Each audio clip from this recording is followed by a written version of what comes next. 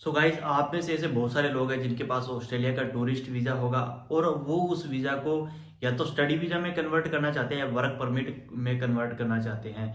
तो work permit में इतना इजीली पॉसिबल नहीं है कि आप उसको कन्वर्ट कर सकते हो, उसमें बहुत सारी प्रॉब्लम्स वगैरह आती है, उसकी मैं कोई अलग वीडियो बनाऊंगा।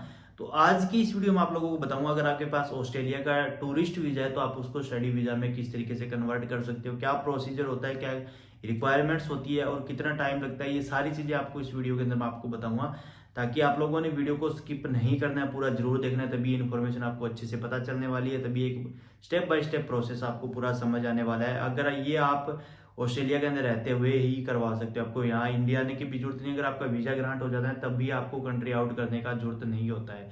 तो सबसे पहले मैं इस वीज़ा के बारे में थोड़ा सा आपको बता देता हूँ।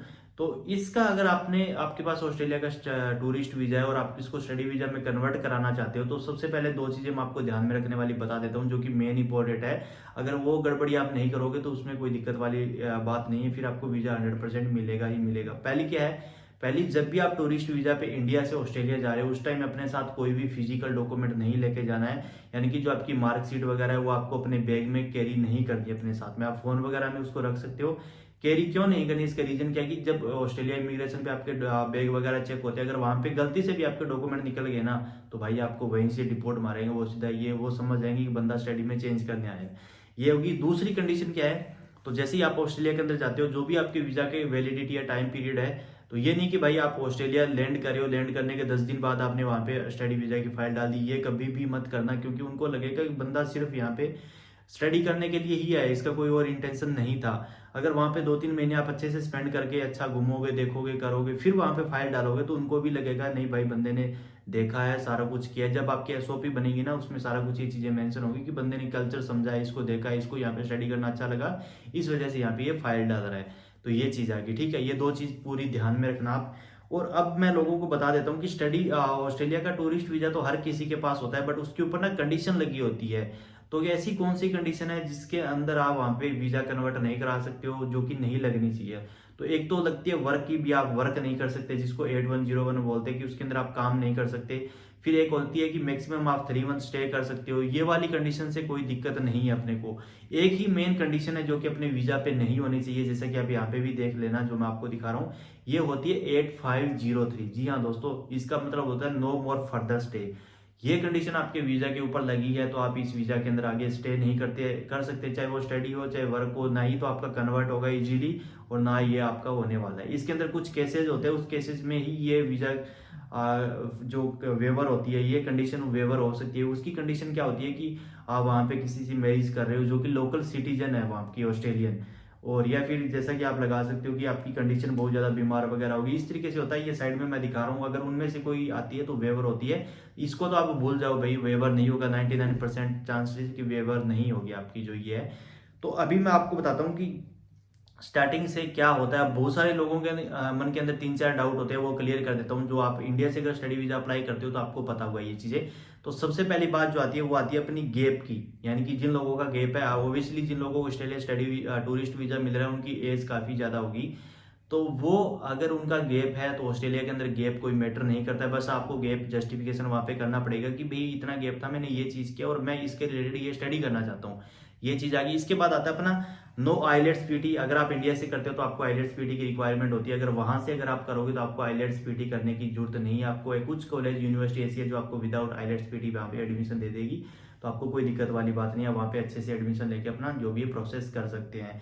इसके बाद आती है लो कॉस्ट आपकी, मतलब वीजा की जो कॉस्ट वगैरह वहां से, इंडिया में अगर आप देखोगे तो 20 से 25 लाख रुपए आपकी इजीली लग जाते हैं। अगर वहां पे अगर आप देखोगे तो आपको कॉलेज मिलेगा तो आपके भाई 7-8 लाख रुपए तक मैक्सिमम है इंडिया के हिसाब से, जो कि आपकी टूरिस्ट वीजा के जो लगेंगे वो लगेंगे भाई। इसके बाद आपको स्टडी में जब चेंज करवाते हो तो 8-9 लाख रुपए वहां पे मैक्सिमम आपके लगने वाले हैं, ठीक है। इसमें कॉलेज की फीस आ जाएगी, जो भी आपका लेटर वगैरह या फिर जो आप वहाँ पे लॉयर वगैरह हायर करोगे, जो आपका पूरा ये प्रोसेस करेगा, उसके आगे चार्जेस इसके अंदर।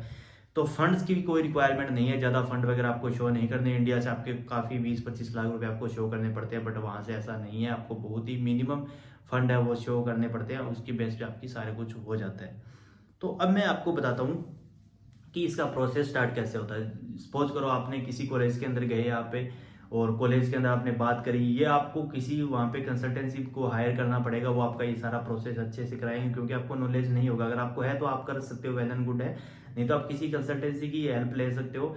उसकी हेल्प लेके वो जब आपको कॉलेज वगैरह में दिखाएंगे, यूनिवर्सिटी में दिखाएंगे, तो वहाँ पे हो सकता है कि आपका नॉर्मल इंटरव्यू भी ले ले वो, और आपको देखे तो आप उसके अंदर वो पूछेंगे कि भी आपने ये स्टडी क्यों करना चाहते हैं, आपके गैप के बारे में थोड़ा सा, ये सारी चीज़ें वहाँ पे प्रोफाइल आपकी डिस्कस होगी कॉलेज के अंदर। और जैसे ही होती है तो इंडिया से अगर आप प्रोफाइल, एक चीज़ बता देता हूँ, इंडिया से अगर आपकी प्रोफाइल में करते हो तो आपका जीटी होता है, मेन जो जीटी जिसको बोलते हैं जेन्युइन टेम्परेरी, जो कि आपकी होती है, यानी कि जो आपकी इंटेंशन है वो इसके अंदर जीटी के अंदर होती है। जीटी एम्बेसी का रिफ्यूजल आता है जीटी के लिए कि आपकी जो जेन्युइन इंटेंशन है वहाँ रहने की, वो जेन्युइन नहीं है ना, तो इसी तरीके से आता है। तो उसमें उनको कोई डाउट नहीं है, जीटी आपकी क्लियर होती है, क्योंकि उनको पता है बंदा ऑलरेडी ऑस्ट्रेलिया के अंदर है, तो इसको भी क्या ही बोलेंगे कि भाई तू वापस इंडिया नहीं जाएगा, ऐसा वो नहीं होता है। तो इसलिए वहाँ पे आपकी जीटी एक हिसाब से क्लियर ही होती है, तो ये आपको बेनिफिट होता है वहाँ पे।